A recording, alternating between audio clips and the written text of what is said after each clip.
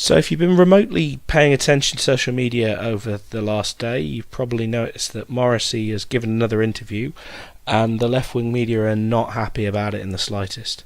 He's never really had the best of relationships with journalists. They've never seen eye to eye. But I think there's a lot in here. It's definitely worth reading the whole thing. But there's a lot of opportunity, shall we say, to illustrate how outrage can come regardless of the reality of the situation, how you can manufacture hate towards somebody who's simply gotten up and spoken his mind. So we're going to take a little bit of a look at the article, and right off the bat you can see that the media's not going to be happy with this one. We've got Morrissey sitting down with John Riggers, and the first question is, thank you for talking to me because I know you don't talk to the press anymore. I can guess the reasons why, but can you explain them for me now? Yes, there's simply no point. They don't print what you say, and they print what you didn't say. There's hardly any point in me being there. The function of reporting has disappeared. Now, all journalists are megastars, and the only aim of the interview is to express and establish their own personal views, and to hell with whatever the interviewee says. So why have you agreed to talk to me? Because you're not the Guardian. Well, that one's going to sting. I have no doubt that the majority of writers at the Guardian probably spent many of their teenage years sat in their bedroom crying over a glass of wine and Smith's albums on the stereo. So it's always difficult when somebody that you idolise doesn't see eye to eye with you. But this is one of the fundamental problems that we're facing at the moment, because there's this concept of purity, and you've got to have all the right opinions, otherwise you're not acceptable. And it's like, when you actually look at what Morrissey believes, he's left-wing on a lot of issues. A lot of his concerns, well, I mean, take animal rights, for example. He's absolutely far off to the left on that one. He's a big supporter of PETA, and he's very, very outspoken on the issue. It's something that's very core to him, as anybody who has the slightest understanding of the back catalogue of the Smiths will be aware. I mean, Christ, he recorded an album called Meat is Murder. You can't get any more militant than the Mozza. But then he has other opinions that they don't like, and that's where it all starts to go a little bit downhill. So I've isolated a few points in the interview that I want to go through, and we'll take a look at the first one. One of the quotations that's really come out of this interview is, he was asked, did you ever think your social theories would be as much sought after as your songs? And Morrissey's reply is, they were always one and the same thing. Again, this is something that's really going to sting for a lot of people. And I mean, I've been seeing a lot of commentators on Twitter complaining about how they feel so conflicted in their love for Morrissey's music but hatred of the man. And here's him basically saying that music that you love was ultimately informed by the politics that you hate, and that just makes it sting even more. So I think that this is where perhaps some of the bile is coming from. I mean, a lot of it is just generated outrage, but this is where this is the poison in the wound, shall we say. And then, as so often happens, Morrissey begins to talk about Brexit. Accused, is that the correct word? It isn't possible to be congratulated for supporting Brexit, is it? That should tell you all you need to know about the outstanding lack of neutrality within the British press. It's all a pointless argument anyway, because as you've surely noticed, Brexit did not happen. The EU wouldn't allow it to happen. It is now a dead issue. The people said leave, but the EU said no. People wanted to leave the EU because of the complete erosion of freedom under EU rules, and the fair-minded majority now see in even more frightening ways how very much they are hated by the EU, not to mention the British political elite. How England is today is a country that is not leaving the EU. Hungary, Italy, Finland and Poland will leave before the UK is allowed to. A second referendum is muttered about, but people don't realise how a second referendum will see an ever higher percentage of people voting leave. What then? A third referendum? And he's right. When you talk to the majority, I know it's anecdotal, but from the people that I've been talking to that previously were anti-Brexit, a lot of them have started to sort of warm up to the idea and accept the fact that it's happening.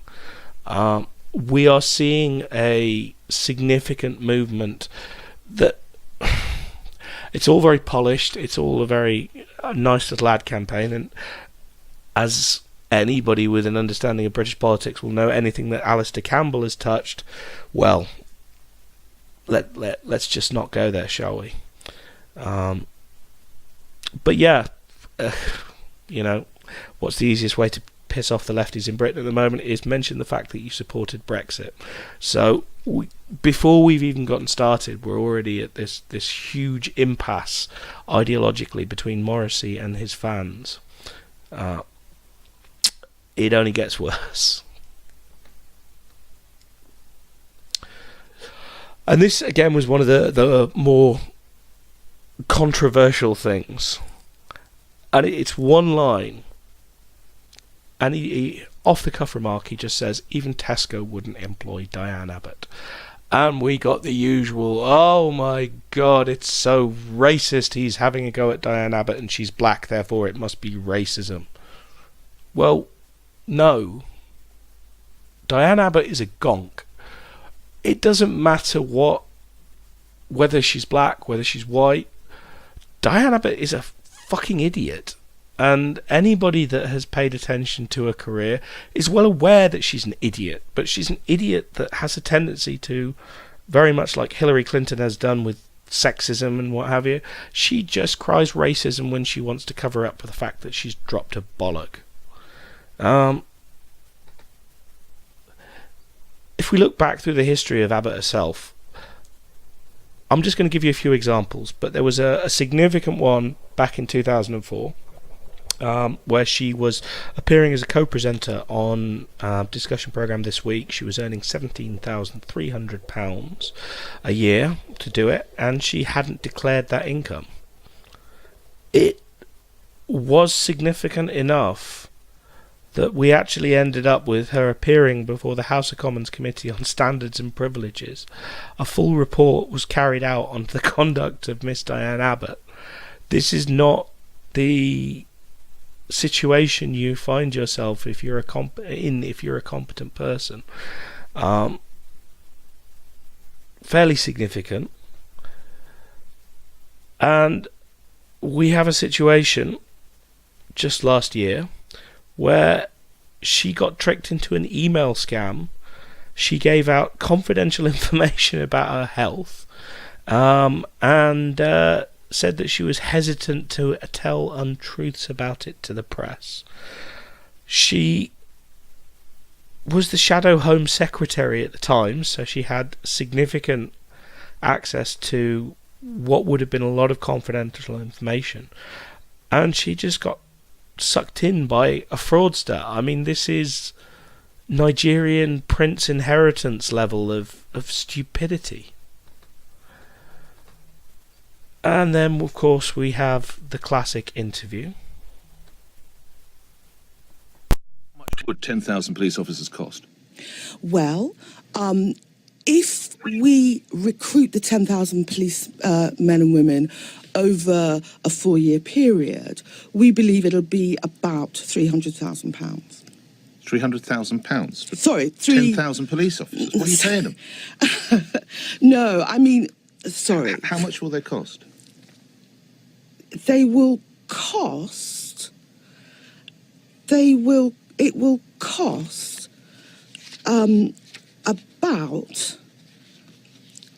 about £80 million.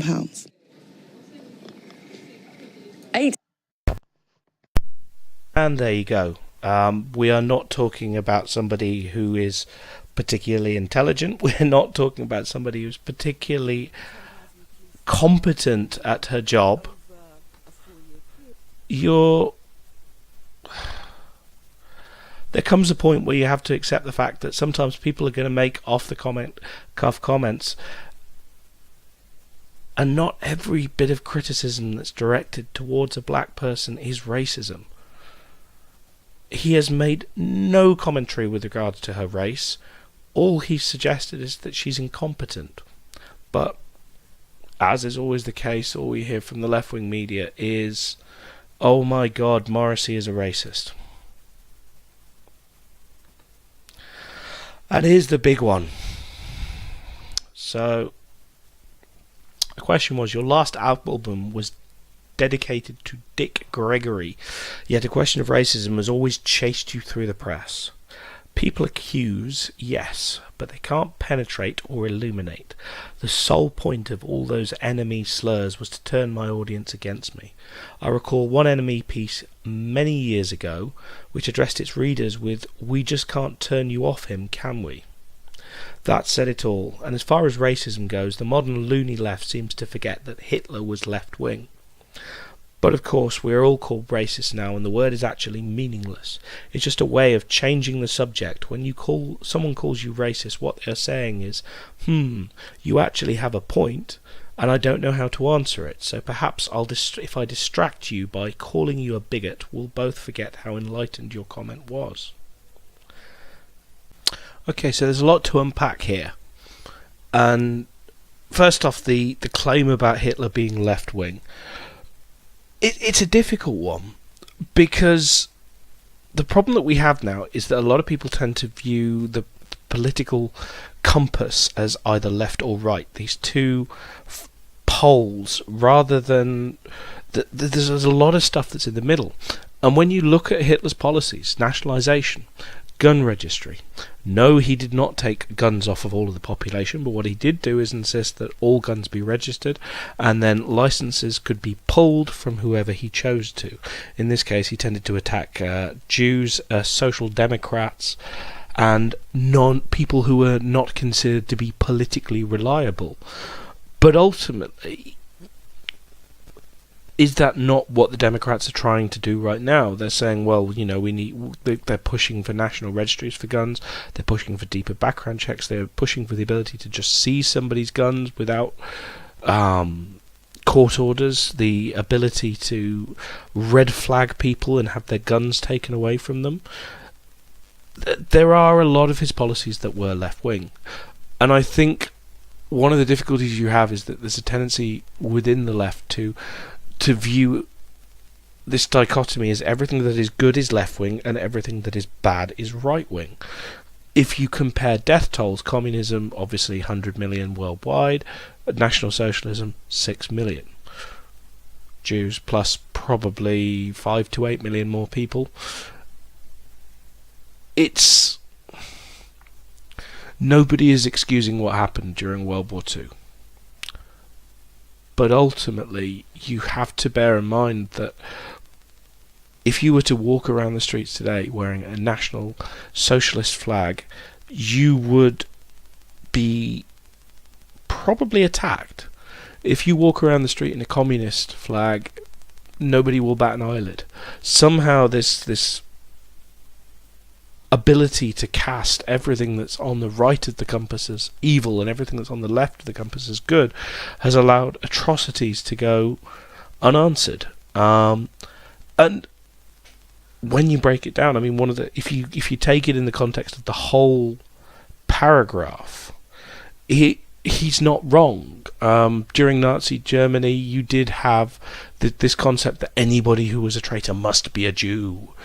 In much the same way that under McCarthyism, anybody who was a subversive, shall we say, was a communist. And that's kind of going on now. I don't know if you've been paying attention, but there was a list put out of the people that the Quebec mosque shooter, the Twitter accounts that they'd visited. And number one on that list was Ben Shapiro. So now Ben Shapiro is an Islamophobic Nazi spreading conspiracy theories and racism. And it's just cavity wall insulation. It's the ability to point at somebody and say, you did it. It's your fault. And here's why it's your fault. And it's pointless. And one of the things that you've got to bear in mind is words like racism, racist, bigot, etc., they're supposed to have power. They're supposed to be a societal check to stop people from getting too far out of line. But as with anything in this world, the more you use them, the less power they have. They become commonplace. They become throwaway words. They lose all sense of what they were supposed to do. And I think that's the key point that Morrissey is making here. The fact that people jump to the word racist or bigot as a conversation ender. And he's right. You know, it might hurt you to say that, but he's right. And I know it goes against the traditional British ethos of, you know, we're all in this together. But what you'll notice here is that a lot of Morrissey's anger is aimed towards Islam, which we'll see further down the line and what have you. And that's an ideology. It's not a race. There are white Muslims, there's Asian Muslims, there's South Asian Muslims, there's Muslims in South America, there's Muslims in Africa. They're all over the place. And that's the difficulty that you have when you get so used to using the same shutdown, the same power word. You can't think outside of it. You begin to frame every conversation you have in terms of it. And that's the poison that's sort of seeping in. And he's pointing it out correctly.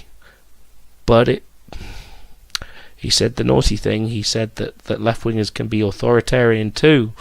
Oh, we don't like that. And then what I'd like to do is illustrate a point that Morrissey was making earlier in the interview, that whatever you say will get taken out of context. And if we have a look here, granted it's the Mirror, it's a tabloid, but Morrissey slams halal and kosher meat, hits out at Theresa May, Sadiq Khan and Diane Abbott, and backs the far right for Britain party. What have we got here? The 58-year-old musician has risked a backlash by suggesting that the Labour Party are comparable to the Nazis. Well, he didn't say that. What he said was that Hitler, in his estimation, was left-wing. Now, at the Labour Party, the sum total of the left, is that it is it either you're a member of Labour or you're not on the left? I'm sure the Greens would have something to say about that.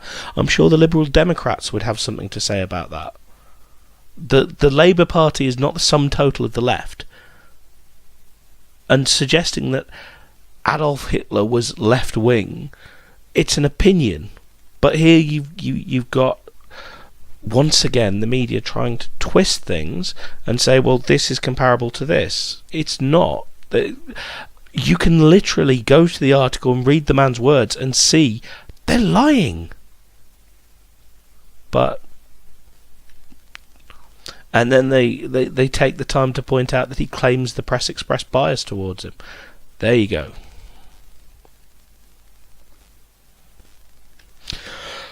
Morrissey on politics. There are local elections, but people use their vote with national party figures in mind. UKIP is dead, and Nigel Farage aided their downfall by supporting Henry Bolton. Theresa May was always a Prime Minister uninvited. He's not wrong. At the end of the day, even the left have attacked her constantly. We didn't want her. She just ended up kind of falling into the role. If you actually remember back to when it happened, it was chaos for 10 days trying to find a leader of the Conservative Party, and she just ended up getting it because she was the most senior. She's incapable of leadership. She cannot say her own name unless it's written down on a cue card in front of her. I recall her speech on Eid al-Adha. and how she referred to it as a joyous celebration, as millions of animals had their throats slit to mark the occasion. I wondered what kind of compassion she could possibly have. The answer is none. However, the Conservatives conserve nothing in modern Britain. In fact, they are the prime destructors of British heritage. Labour are no different from the Conservatives in that they do not object to female genital mutilation, halal slaughter, child marriage, and so on. There is no moral clarity with these people, and you shouldn't vote in a certain way simply because you always have. Do you have the nerve to vote differently? If you have any concern for animal welfare, for example, you cannot possibly vote for either Conservatives or Labour because both parties support halal slaughter, which, as we all know, is evil. Furthermore, halal slaughter requires certification that can only be given by supporters of ISIS, and yet in England we have halal meat served in hospitals and schools. UK law is pointless. Okay, so let's go through this. What he's ultimately saying here, first off, he's slagging off the Conservatives, which you'd think the left would love, but then he turns around and does the same thing to Labour. So they don't like that. He points to female genital mutilation, halal slaughter, child marriage, and so on. Now, obviously, these are all practices that are associated with the Islamic faith. But what you have to ask yourself the question is he wrong that these things are wrong? Take yourself out of the social justice mindset for 1 second and ask yourself the question, do you agree with female genital mutilation? Do you agree with halal slaughter? Do you agree with child marriage? If your answer is yes to any of those questions, you really need to do some soul searching because there's something deeply wrong with you. Now, the reality is those things are going on in the UK. They are going on in Europe. I mean, we're getting to the point now where certain countries are allowing child brides to come in and to live with their husbands. I don't know what the specific proclamations are to do with sex, but I don't even really want to go down that rabbit hole. It's talking about basic standards, and you can turn round and you can say, okay, there are all of these parts to your ideology. These parts are not acceptable. Technically speaking, Christians should be out killing homosexuals, but they sacrificed that part of their faith to say, well, we don't allow that here. They allow themselves to be moulded. They allow their faith to work in such a way that they will accept certain aspects of it and not accept other aspects of it. And if people aren't willing to accept that child marriage is wrong, that female genital mutilation is wrong, these things are already illegal. So anybody that refuses to accept that that's the case should not be in Britain, not because they're a Muslim, but because they have zero respect for our laws.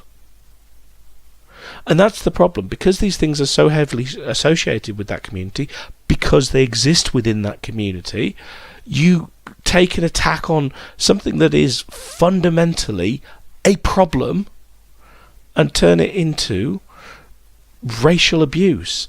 It's not anything to do with race, it's to do with the ideology, and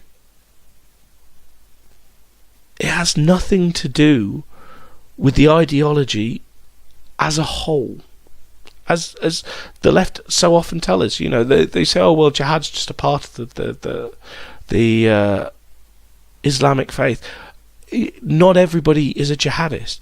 Well, is it not reasonable to say that not every Muslim is a child abuser, and perhaps the ones that are should fuck off out of the country? Is that not unreasonable?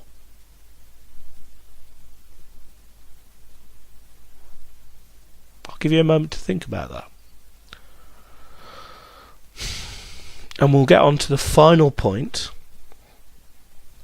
everybody's very annoyed because Morrissey attacked the way Sadiq Khan speaks, and Sadiq is brown, therefore any attack on him must be racial abuse.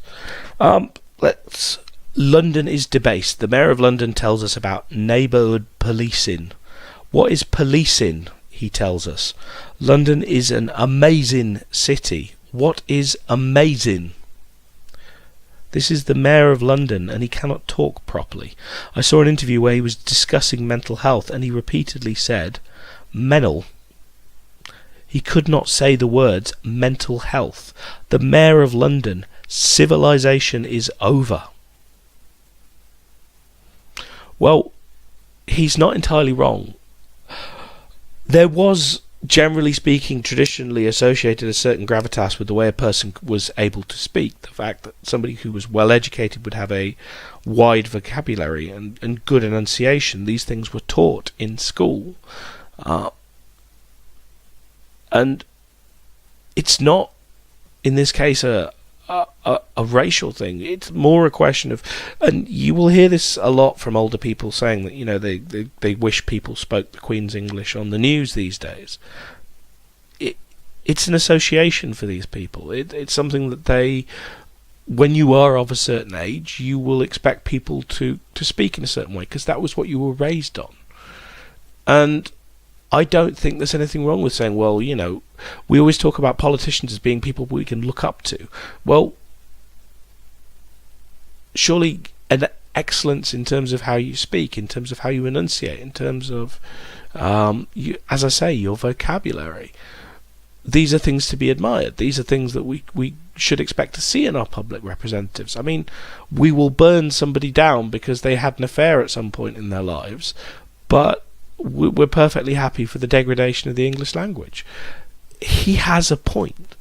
It's got nothing to do with race, and it's got everything to do with being sloppy. I know a lot of Indian people, a lot of Chinese people that speak phenomenally good English and have the gravitas that comes along with it. And Sadiq Khan is perfectly capable of speaking good English. He's just lazy in how he speaks. It's any attack on somebody who is brown must be racism. Why? Why? Does this mean that we can no longer attack anybody who happens to be of Asian descent, even no matter what they say? Are we, as Naz Shah wanted us all to be kept quiet on this issue? No. I, like a lot of English people, have had enough of this attitude of you can't discuss that, you can't talk about these things. And there is real change going on. It's going to hit hard.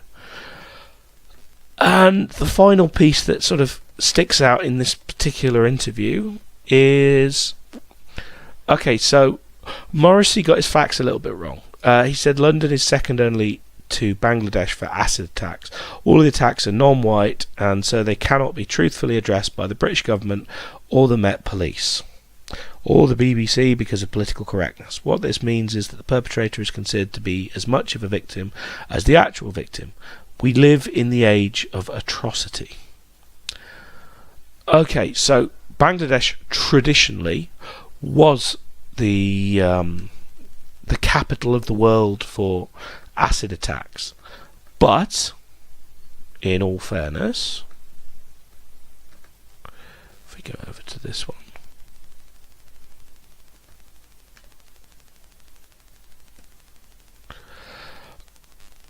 they started trying to solve the problem back in 2002.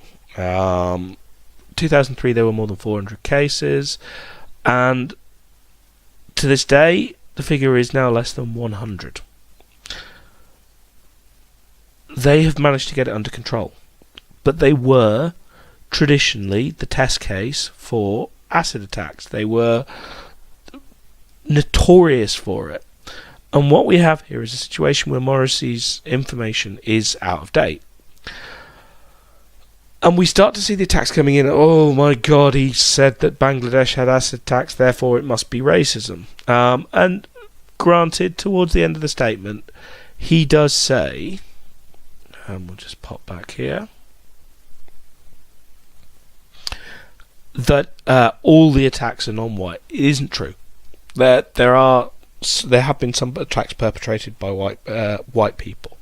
The majority of them are. I mean, it is a practice that has existed throughout the world, but it has been predominant within the Muslim community.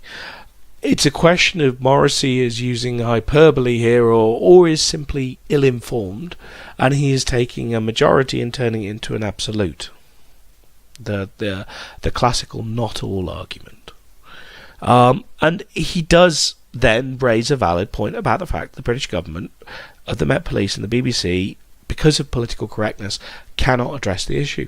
And we were told, as part of the outcome of the inquiries into Rotherham, it was an unwillingness to break PC taboos and say the unthinkable that resulted in those atrocities going on for so long.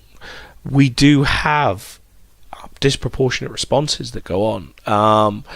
We have a situation where, again, criticism of any variety, whether it's founded in logic, whether it's founded in reason, or whether it's founded in pure out and out bigotry, is all assumed to be bigotry. And it's not.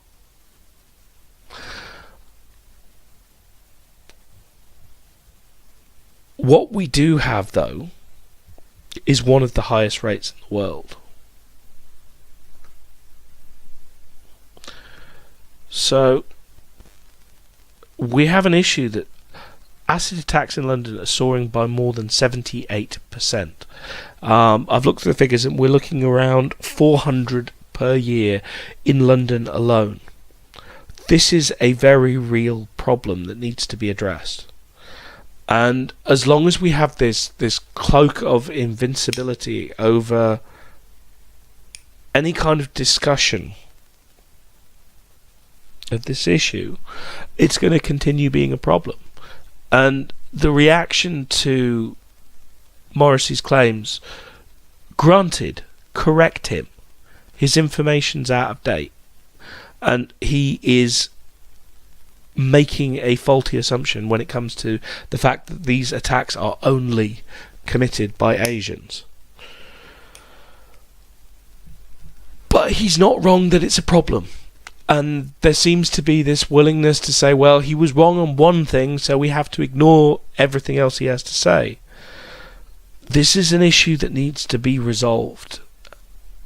And we need to get to the point where we can put all of this identity politics aside and say, look, let's get back to assessing ideas rather than people.